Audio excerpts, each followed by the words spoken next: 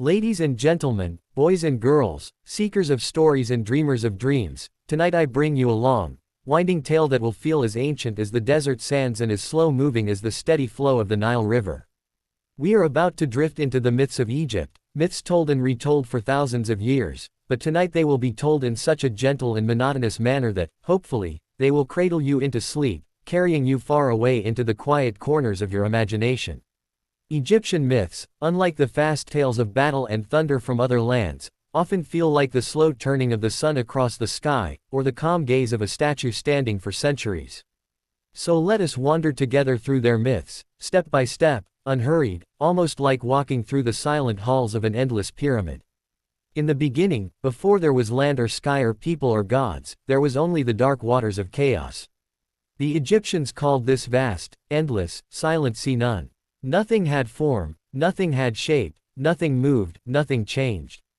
But then, from this watery silence, something stirred.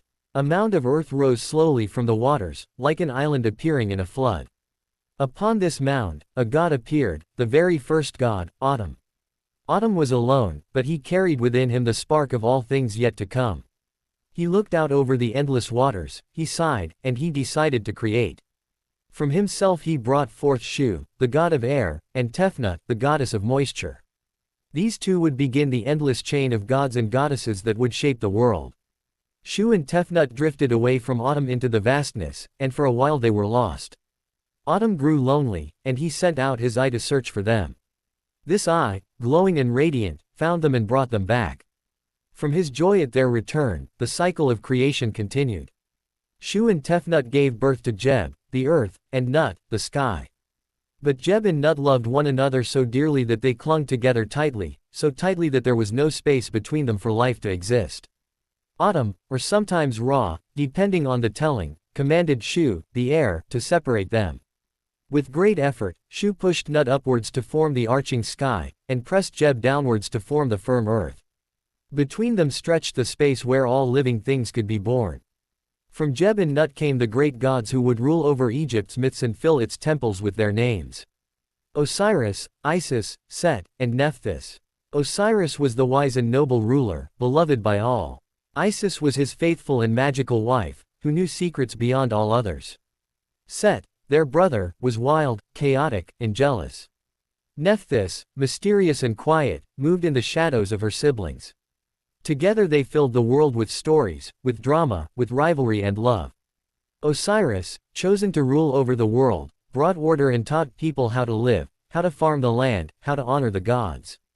But Set, consumed by envy, looked upon his brother's glory with bitterness. He plotted in silence, and one day he made his plan. He crafted a beautiful chest, like a coffin, made exactly to the size of Osiris. He held a grand feast, and at the feast he announced that whoever fit into the chest perfectly could keep it. Each guest tried, but none fit. Finally, Osiris lay down inside, and of course, he fit perfectly. In that instant, Set slammed the lid shut, sealed it with lead, and hurled it into the Nile.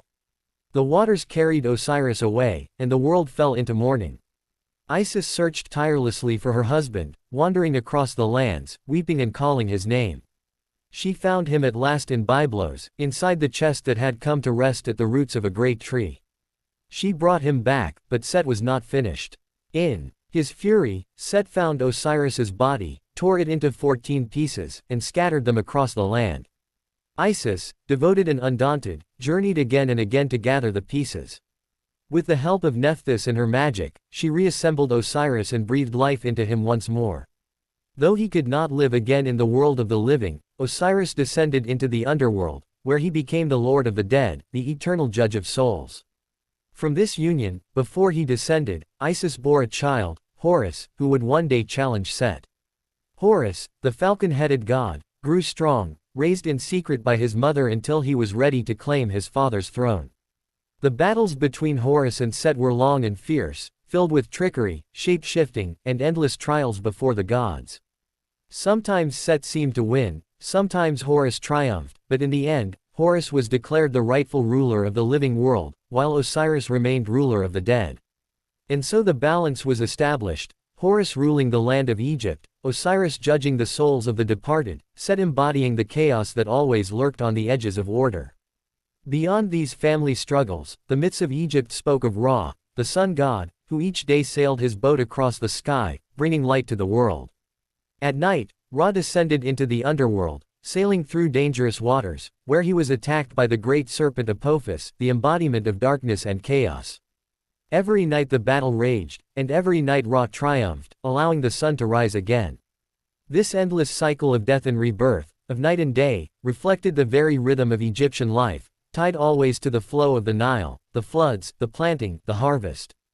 There were many more gods, each with their own role, their own symbols, their own temples filled with incense and prayer. Thoth, the ibis-headed god of wisdom and writing, who measured the years and recorded the words of the gods. Anubis, the jackal-headed guide of the dead, who watched over mummification and led souls to the hall of judgment. Hathor, the cow goddess of love, music, and joy, who danced and sang, and yet, when angered, could become Sekhmet, the lion-headed goddess of war, fierce and unstoppable. Each god, each goddess, represented not only divine powers but also the forces and feelings of human life, love and anger, wisdom and trickery, fertility and death. Perhaps one of the most famous myths was the story of the weighing of the heart. When a person died, their soul traveled to the underworld, to stand before Osiris.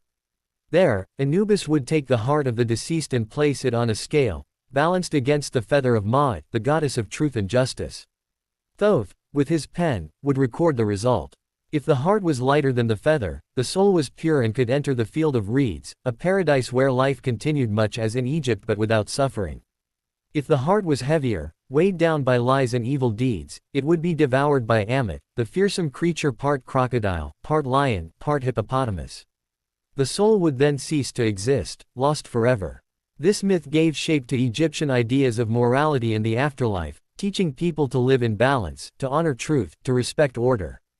As the centuries passed, these myths were told again and again, painted on temple walls, carved into tombs, written on papyrus, and whispered by priests in dark chambers. They were not only stories of gods but also reflections of the eternal cycles of nature. The rising and setting of the sun, the flooding of the Nile, the growth of crops, the death of the body, the hope of rebirth, all were mirrored in the myths. Osiris was not just a god, he was the Nile, dying each year and returning with the flood. Ra was not just the sun, he was the guarantee that light would follow darkness. The gods were symbols as much as they were characters, woven into the lives of all Egyptians.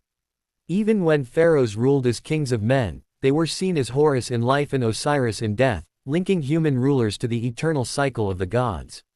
Every temple was built as a piece of the cosmos, every ritual a reenactment of creation, every prayer a part of the endless balance between chaos and order.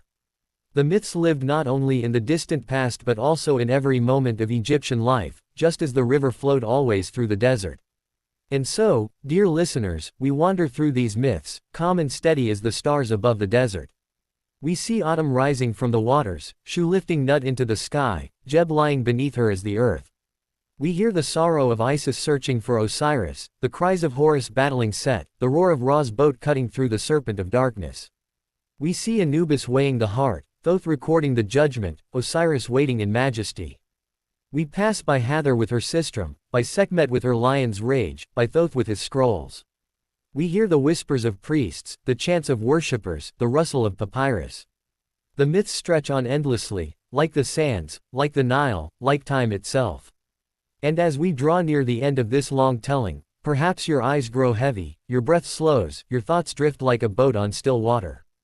For the myths of Egypt are not only about gods and battles but about the eternal rhythm of life and rest, of night and morning, of order and chaos.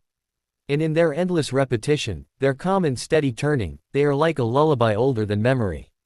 So now, as the gods settle into their places, as Ra's boat sails quietly across the underworld waters, as the stars wheel above Nut's arched body, we too may close our eyes and sink into rest, joining the ancient silence that has always been and will always be.